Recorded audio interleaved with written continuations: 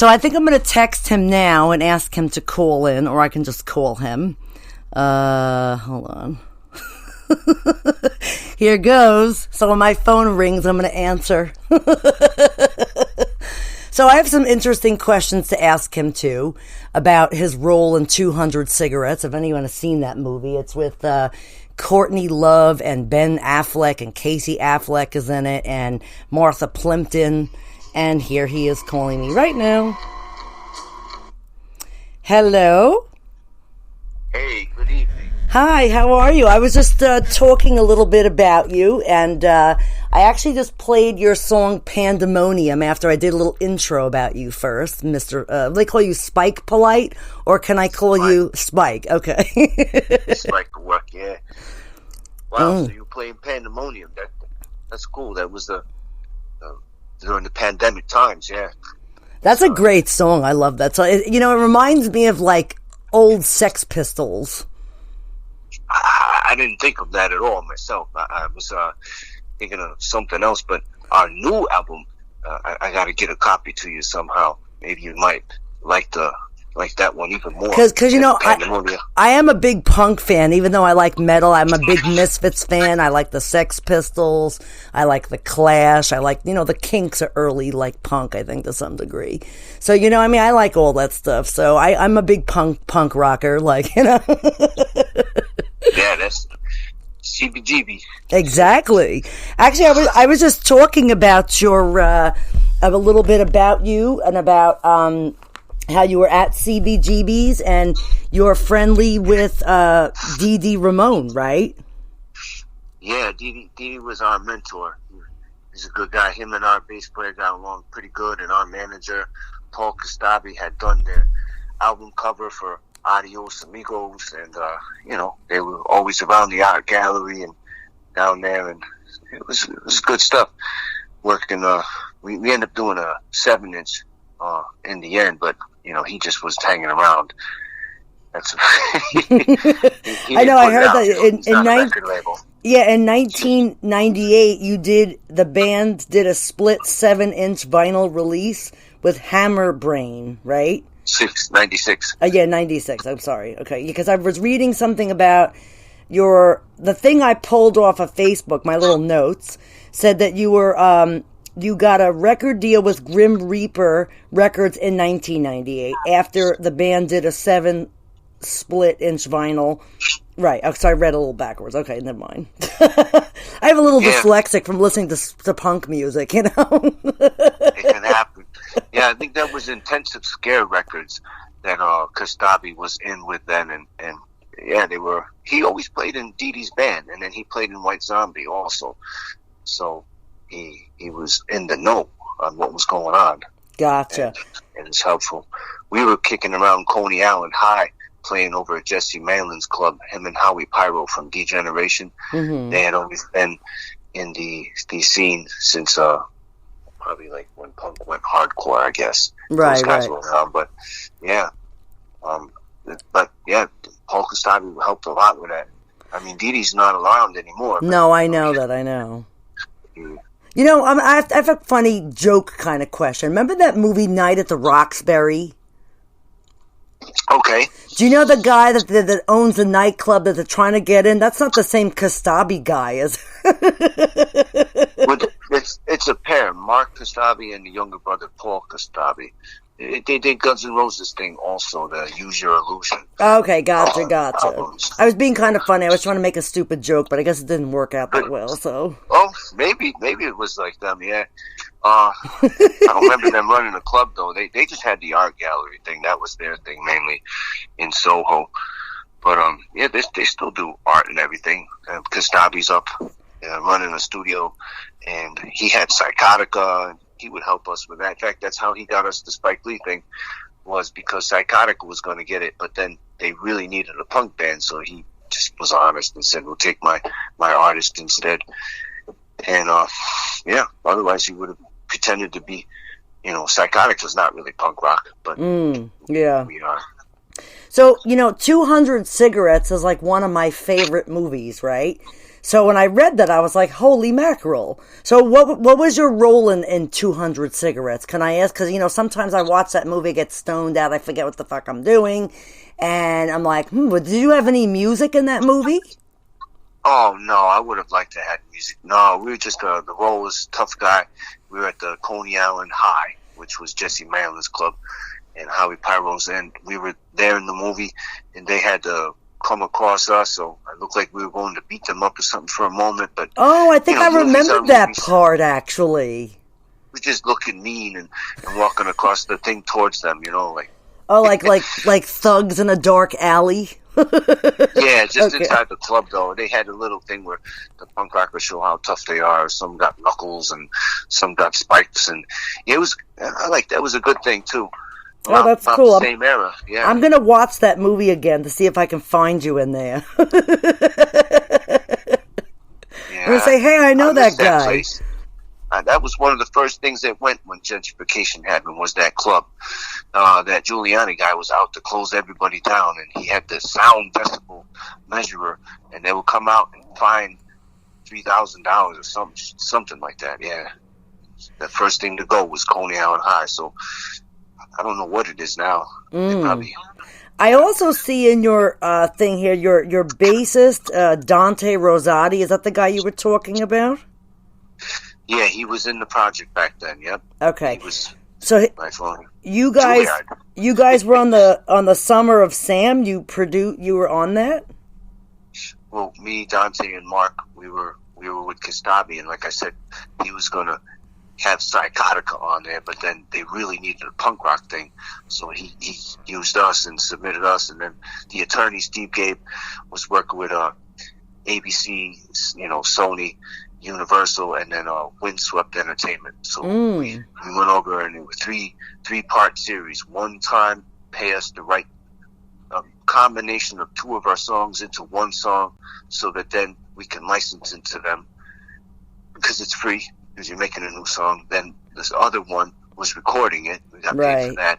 And then another session was being filmed at CB's. It only amounted to being used in a television commercial. Right. It was better than nothing. I leaned over one day. I came home and looked at the TV. And I'm like, wait, that looks familiar. Oh! You're like, holy shit. Yeah, but it was just for the TV commercial for like a couple of times they did it on there. But it was work, and it got me my union card. Yeah, that's cool. So let me ask, do you have a regular day job besides playing in the band Sewage? If I wasn't struck by some vehicles as a bike messenger, I'd probably be doing acting full time or something like that. But I'm just recovering from that, and when I finally do, I'll get back at it on some stuff. Gotcha. Well, I listen. A couple of weeks ago, I walked off a curb and sprained my ankle and have like a bunch of torn ligaments. So I guess anything's possible. Yeah. New York City traffic can be serious at times. I got a triple way. The city bus was not liable because they hit me secondary. So. Oh, gotcha. So I see here also you did some commercial with Howard Stern or something like that? Well, Howard Stern happened to do an audition for bands, and he wanted a theme song, and our agent was Eastwood Talent. It sounds like Clint Eastwood, but it's not. It's not. Right. The guy, he sent us out for a lot of stuff. We met Howard Stern and stuff, but I don't think we got that gig. We actually got the David. He's at the Ed Sullivan theater back there. Mm-hmm. David. Anyhow, the Late Show with David Letterman. Yeah. Oh, David Letterman. Doing a thing with him where he's bowling in the alley, and we're there. We get him too drunk and stuff, and he falls down, and I guess it's a silly little skit, but it was cool. We waited around all day for that, and they only filmed like 15 minutes. But that's how it is, Right. So a lot of preparation and waiting. Because I actually was on the Howard Stern show once myself. a long time ago. It's a pretty funny story. I'll briefly tell it because I'm interviewing you, so I don't want to talk about myself, but it's kind of interesting. I was at Jamaica train station with a bunch of friends. I was probably in my 20s, and I see this guy standing there who looks a lot like Crackhead Bob, right? So my friends are like, "Nah, what's that?" Crackhead Bob. Huh? You remember Crackhead Bob from the Howard Stern show? He had a couple of characters. I don't remember that one. Well, this one I remember very well. So, and actually, it was right around the time in '99, like when the Private Parts movie came out, because I had just got the book. And I was at the train station. Me and my friends were going to the city to hang out in like Washington or Tompkins Square Park, one of them parks. And, I see this guy and I say to my friends, I'm like, holy shit, that guy looks like, Crackhead Bob from the Howard Stern show. They're like, no, it's not. So I, of course, walk up to him, and as soon as I walk, it was probably like in the summertime, so he had like short sleeves on, and I noticed he had all these like Howard Stern tattoos on his arm. So I walked up to him, right? And I said to the guy, my friends were dying. I'm like, hey, you. And he goes, yeah. I'm like, are you Crackhead Bob from the Howard Stern show? And then, he had this phrase, catch line that he used to say, I don't think so, right? That's what he used to say. So he actually fucking said it to me, and then he let out a smile. And then I went back to my friends and I said, holy fucking shit, that's the guy from the Howard Stern show. Turns out he's getting on the same train as us. So we go on the train. I go down by his seat and I sit with him on the train. And I actually give him my phone number, right? This is fucking true fucking story. So my guy friends and my old friends are fucking laughing. They're like, oh, he's never going to call you. Well, guess what? 3 days later, I'm in my bedroom and my father bangs on my door and he goes, do you know a guy named Stuttering John? And I said, Dad, that's the fucking guy from the Howard Stern show. He goes, well, he's on the phone for you. So Crackhead Bob went back to Howard Stern's studio and told him that he met this woman on the train, and the woman gave the phone number, right? So wow. I get on the phone, and Stuttering John goes, is this, so and so? And and I said yes. And he's like, well, listen, I heard you met Crackhead Bob at the train station. Are you like his girlfriend? They're like asking me like a whole bunch of questions. And I said, no, I'm not his girlfriend, but turns out, I think he's a cool guy. I knew he was from your show, and I asked him, and he responded to me, I don't think so. And then, Stuttering John starts laughing, and then Jackie the Joke Man made, a whole bunch of jokes, and then I spoke to Howard Stern briefly, and he's like, so, you picked up Crackhead Bob at the train station, right? Wow. And just kind of, it was, funny. I was on the show for maybe 20, 30 minutes, and this was back in, 1999. I was 22, 23 at the time or something, and I didn't think anything of it, hung up. The show was cool. It was fun. And then a few days later, Crackhead Bob calls my house again, and he goes, listen, I live in Amityville, but I'm taking the train to Wantor. Could you and your friends pick me up at the train station? And I said, yeah. So we went and picked him up, right? And I said, where are you going? He goes, well, actually, I'm going to see my daughters. I said, where do they live? Turns out they lived around the corner from me. So I guess to some degree, I started to help him to see his family again. And then I brought him into the dental office where I work. And my boss at the time was like, I want his autograph. I said, I already got him to sign my crackhead, his Crackhead Bob and his picture in the Howard Stern Private Parts book. And at the time, so he wrote on a piece of paper his name, Crackhead Bob, and gave it to the dentist I work with. And then there was guys in there fixing the air conditioner, and they were gawking and ghouling that I had Crackhead Bob. So he signed a lot of autographs that day at the dental office, right? And would you know, the dentist I worked for fixed his teeth for nothing. They gave him laminates and stuff, and then he went back to the Howard Stern show, and then Howard Stern called called me again and goes, "You fixed up your boyfriend's teeth." I was like, he goes, "He doesn't look like a crackhead any longer." It was like really funny. So then you didn't take his job away by doing that, did you? No. He like no. It was actually like it was a really like. And I hung out with him a few years, and then he moved to Texas, and I didn't see him anymore. And then in 2000 and something, I was working for another dental office, and Howard Stern's parents were patients there.